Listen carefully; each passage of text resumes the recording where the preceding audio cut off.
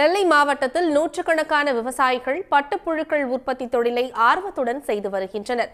பட்டுப்புழு உற்பத்தியை ஊக்கப்படுத்தும் தமிழ்நாடு அரசின் முன்னெடுப்புக்கு நன்றி தெரிவித்துள்ள விவசாயிகள் அரசுக்கு சில கோரிக்கைகளையும் முன்வைத்துள்ளனர்.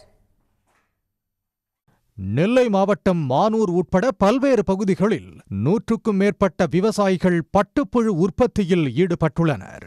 தென்காசி மாவட்டத்தில் இயங்கி வரும் பட்டு வளர்ச்சித்துறை அலுவலகத்தில் இருந்து இளம் புழுக்களை வாங்கும் விவசாயிகள் 21 நாட்கள் அதனை வளர்த்து புழுக்கள் கூடுகள் கட்டியவுடன் விற்பனை செய்கின்றனர். பட்டுப்புழு உற்பத்தி செய்வதன் மூலம் மாதத்திற்கு ஒரு முறை வருமானம் ஈட்ட முடிவதாக விவசாயிகள் மகிழ்ச்சி தெரிவிக்கின்றனர்.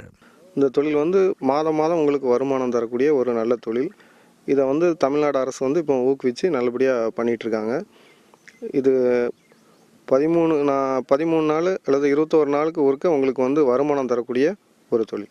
பட்டுப்புழுக்களுக்கு உணவாக வழங்கப்படும் மல்பெரி செடிகளை சுமார் 400 ஏக்கர் பரப்பளவில் பயிரிட்டுள்ள விவசாயிகள் 13 நாட்கள் முதல் 26 நாட்களில் வருமானம் தரும் இந்த தொழிலை ஆர்வமுடன் செய்து வருகின்றனர்.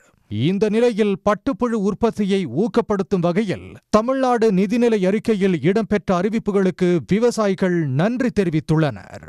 நிதிநிலை அறிக்கையில் பட்டு வளர்ச்சித்துறைங்கிற அந்த துறையில் தமிழக முதல்வர் அவர்கள் தமிழ்நாடு பட்டுக்கூடு உற்பத்தி விவசாய நல சங்கத்தின் சார்பாக வைக்கப்பட்ட கோரிக்கைகள் நாங்கள் ஒரு 5 கோரிக்கைகள் வைத்தோம்.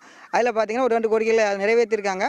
பட்டுப்புழு உற்பத்தி தொழில் நல்ல லாபத்தை கொடுத்தாலும் மழை பனிக்காலங்களில் புழுக்கள் இறந்து விடுவதால் சில சமயங்களில் நஷ்டம் ஏற்படுவதாகவும் இதனை எதிர்கொள்ள தமிழ்நாடு அரசு நிவாரணம் வழங்க வேண்டும் எனவும் விவசாயிகள் கோரிக்கை வைத்துள்ளனர்.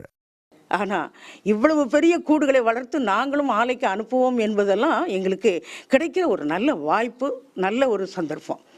இந்த இடத்துல நான் அரசாங்கத்தை கேட்டுக்கிறது என்னன்னா, எங்களுக்கு கர்நாடகத்தை போல நஷ்டமான நேரங்களிலே ஊக்கத்தொகை வழங்கினால் இன்னும் இந்த தொழிலே நாங்கள் அதிகமாக உற்சாகமாக இருப்போம். தமிழ்நாடு அரசு நிவாரணம் வழங்கினால் பட்டுப்புழு உற்பத்தி செய்யும் விவசாயிகளின் வாழ்வாதாரம் பாதுகாக்கப்படும். இதன் மூலம் இப்பகுதியை பட்டுப்புழு உற்பத்தி மையமாக மாற்ற முடியும் என விவசாயிகள் தெரிவித்தனர். உடனுக்குடன் செய்திகளை தெரிந்து கொள்ள சன் நியூஸ் பெல் ஐகானை கிளிக் பண்ணுங்க.